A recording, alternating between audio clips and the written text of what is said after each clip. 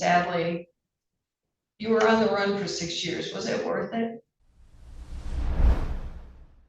This hearing is about a defendant who ran from probation, but also somehow moved forward while he was gone. The defendant absconded 6 years ago instead of entering court-ordered treatment.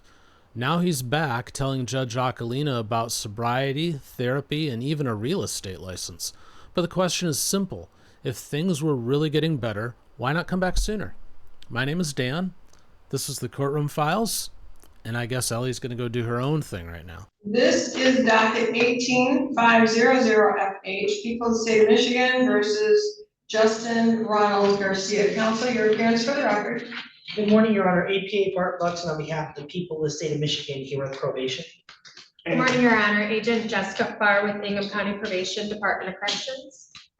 And good morning, Your Honor. Frank Harrison, Ingham County Public Defender's Office, speaking at a normal speed, here on behalf of Mr. Garcia, who appears in person and standing to my right. Appreciate that, counsel. Sir, please raise your right hand. Do you swear or affirm the testimony you're about to provide will be the truth, whole truth, and nothing but the truth, and the guilty perjury? I do. Thank you. And put your hand down. Are you taking any medication, using any alcohol or marijuana yesterday or today? Medication, yes, no alcohol or marijuana. Does the medication interfere in your ability to understand your attorney or the court? No. Is there medication you're supposed to be on that you're not on? No. All right. And you've had enough time to speak with your attorney? I'm sorry. You had enough time to speak with your attorney? Yes, Your All Honor. right. You pled guilty to uttering and publishing attempt, which is felony punishable by 5 years. You were placed on probation.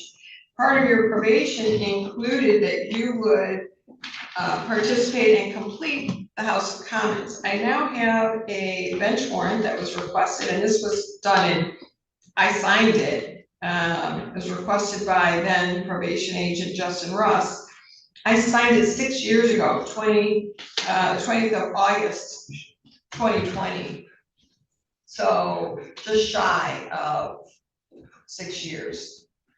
And it alleges that on August 21st, 2020, defendant absconded from House of Commons. Counsel, you're waiting further arraignment. We will, Your Honor.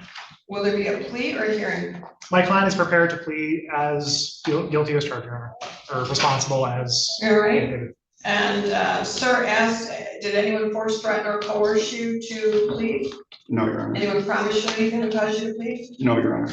And you are pleading after consulting with counsel? Yes, Your And Honor. you've been satisfied with the representation of counsel? Yes, Your Honor. As to count one, on August 21st, 2020, absconding from the House of Commons, how do you plead? Guilty. So you understood as part of this agreement that you needed to attend substance abuse treatment. I had recommended, I think I put Red Cedar, maybe somebody, I don't remember, from 6 years ago. I've done thousands of cases since. But I did order continue to attend substance abuse treatment and provide verification of attendance. At that time, I wrote a note to myself about Red Cedar. It's possible that there wasn't a bed or that there was an agreement to House of Commons, which is fine with me because I usually say, or when a bed becomes available. So you understood clearly that you were to complete treatment, correct? I did, Your Honor. And did you ever enter Red Cedar?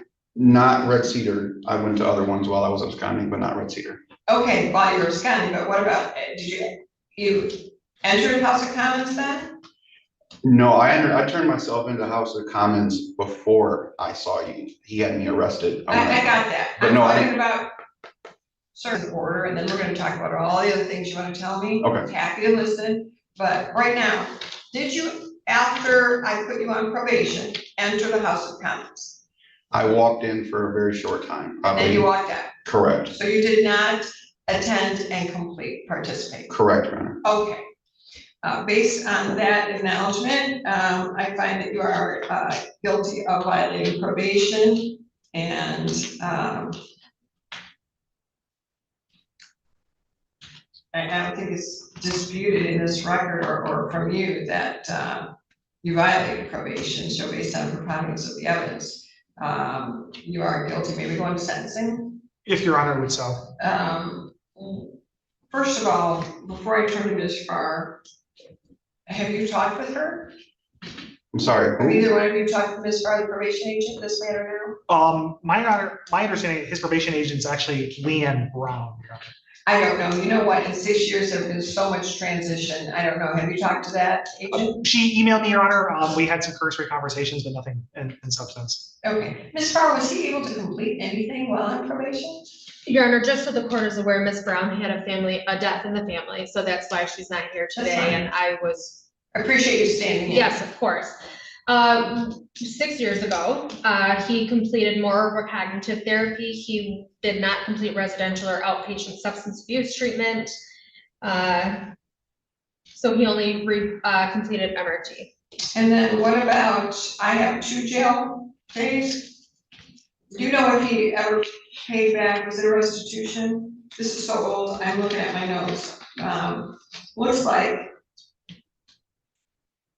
it was just probation oversight and the regular cost, but there was no restitution, is that right? I believe so, Your Honor, that's correct. Okay, And this would be his second violation of probation, as the court may be aware.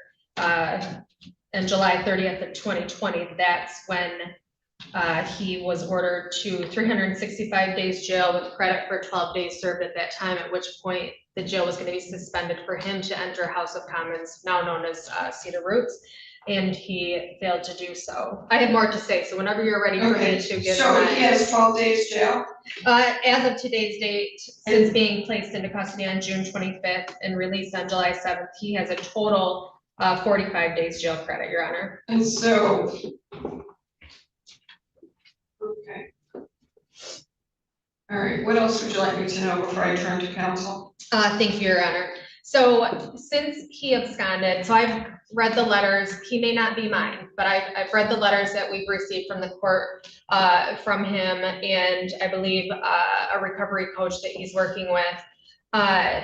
He's been gone for quite an amount of time. So I understand that he has stable housing now, he has employment, he has gotten his real estate license. And quote, "I never ran from this. I was home in Lansing." But I've seen that so many times, and I just cannot understand the thought process behind that. If you were here and you were doing well, then let's get this matter taken care of, turn yourself in and get going, not when you're arrested. And now you want to bring all this positive stuff in front of the court. So I don't understand the thought process behind that. He has a significant history with the use of drugs and alcohol.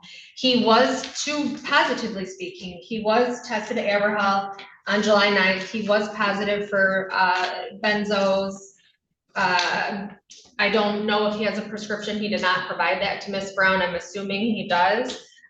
His test on July 13th was negative. But Your Honor held that jail in abeyance. He's been gone for so long. If he truly is doing this well in the community, revoke probation. I will leave it up to the court with the amount of jail ordered. Again, 365 days was held in abeyance. So are there new charges? Do you know, or do people know? There are none in our system, Your Honor. Not that I'm aware, Your Honor, no. It was just a probation violation that he was picked up on. All right, thank you. Counsel, what would you like me to know? Thank you, Your Honor. Well, I mean, probation has kind of sketched what exactly I was going to tell Your Honor. It's just on a different perspective. Yes, my client recognizes that he ran. He tells me that he got messed up when, COVID came around and he did some silly things. He fell off the wagon and he ran from it. There is no argument to that. Obviously, there is no way of squaring that. The question comes down to, what did he do afterwards? Well, he's done well. He's got his real estate license. He's got a job. He tested positive. He tested negative just recently. He's trying to do the right thing. He just didn't do it the right way is. So obviously he didn't do the right thing. He's just asking Your Honor for leniency here. The way I framed this case when I was thinking about it is, are we punishing the same person that was before Your Honor in 2020 when they absconded? And the answer is not really. I mean, it's the same person, but it's a different person than he was then. When he was in 2020, he was on drugs. And when he relapsed and he absconded, he was on drugs. Today, he is not. Today, he's clean. Today, he is trying to do his best, Your Honor, and he has to make amends for the fact is what he did in the past. Are the good things that he's doing now, did that make up for it? Absolutely not. It doesn't wash away the fact is that there are some things he has to answer for. But at the same time, we just hope Your Honor takes into consideration that he is trying to do the right thing now. He could have ran from this hearing. He didn't. Your Honor graciously gave him an adjournment that this case was supposed to be heard yesterday. However, he had a dental appointment that he could have availed himself to. He did avail himself to. I'm told that it was more complicated than what they thought, and they're trying to give him a rescheduled point. But at the very, the point I want to kind of hit home here, Your Honor, is he's no longer running from this. And yes, he does have to answer for that. Yes, he's in front of Your Honor to do so. We just ask Your Honor to give him some grace, understanding that he's done some good things, and just take that in consideration during your sentencing. So what's the relationship with your grandmother? She was the victim, wasn't she?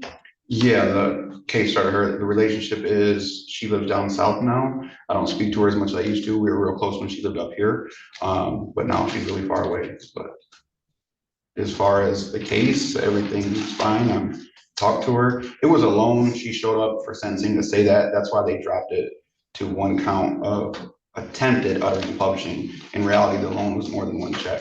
So, yeah. And it says that you were addicted to and abused Vicodin, Oxycontin, heroin, all of that. So the medication that you're taking now, is that for your back pain? Do you have a prescription? It's SUBSTACK for opiate addiction. It's MAT therapy. You heard of that? MAT. I finally got on it. I had How long have you been on that? since the 24th of June. I actually got the SUBSTACK in jail. I have an allergy to naloxone. So all these times I went in and out of rehab while I was absconding, I couldn't take any MAT. Everybody else had MAT, but I didn't. And I wasn't able to complete the programs. And it just so happened, when I went to jail, they had the medication I was seeking out here the whole time, SUBSTACK. There's no naloxone in it, so I could take it. And That's so, why you show up to probation. Probation agents are really smart. They would have gotten you that help. That's why you're accountable. You know, you're in real estate. People are going to have to trust your judgment. You're going to be working with mortgage lenders and all of that. They need to trust you. You need to be accountable. What have you learned from all this? one, I can't use drugs. And two, just like you said, I just need to be more accountable. I need to meet things head on and not put things off, because everything gets worse when you put it off. Are you in treatment? No. All right. Therapy? Have you Therapy, been? no. I just go to NA every day. I've only been out of jail a couple of weeks. But yeah, I know I need to do some brief therapy. I know I need to do some things. So as of right now, it's just NA, Your Honor. So how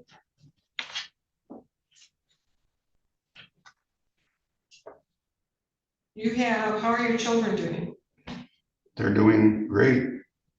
Would you see them, pay support, all of that? Oh, they're not children anymore. They're grown. My I know. son's here in court. No, They were minors when this happened, so Yes. you pay support and do what you're supposed to do, or is there an arrearage? No, I paid all support for my daughter. There's never been support for my son. And I did pay all the fines for the probation when I was on it. On behalf of people, any comment? Your Honor, just to correct the record, I do see that there was restitution order at sentencing of $1,536 to Flagstar Bank. I'm not sure if that payment was ever made or not, but I do see that that was written, so I just want to make sure the court is aware of that. Okay, did you pay that, sir? Were you aware of that? Yes, Your Honor, it's paid. Okay. And I completed both the classes I was in. The one I think is called PATS on Waverly, Yeah. and then one more I did. All right, sir, I'm gonna give you 45 days, credit for 45 days to close this out successfully, because you've done what we would have done had you stayed on probation. Sadly, you were on the run for 6 years. Was it worth it? You must have thought about this every single day. I did. Every time you saw a police officer, and there's a lot of them in this community, your heart had to jump. Yeah. Do the right things, make amends, be accountable.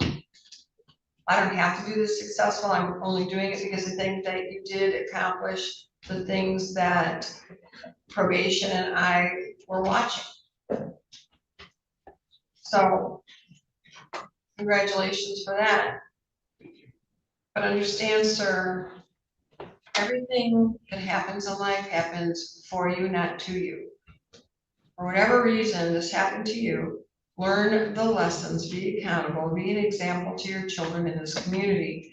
And, you know, help others stay free of drugs and make our community better, not worse. This, you robbing your grandmother essentially is horrible. You really owe her an apology. And I would recommend, sir, that with this gift, you give her the gift of a phone call and a thank you and an apology. She's in her 80s, she's not gonna be with us that much longer, and you owe her. Make that phone call. All right. What time does she go to bed? 8, 9? No, she stays up late. Well, before 8 o'clock today, you make that phone call. Your son is here? Yes. Sir, you make sure your dad calls grandma, Yes, sir. because otherwise, I'm not gonna be really happy. All right. Thank you, it's all for the record. So what stood out here to me was that Judge Aquilina recognized the progress without pretending the absconding didn't matter. The defendant got clean, built a path forward, and showed the court something real.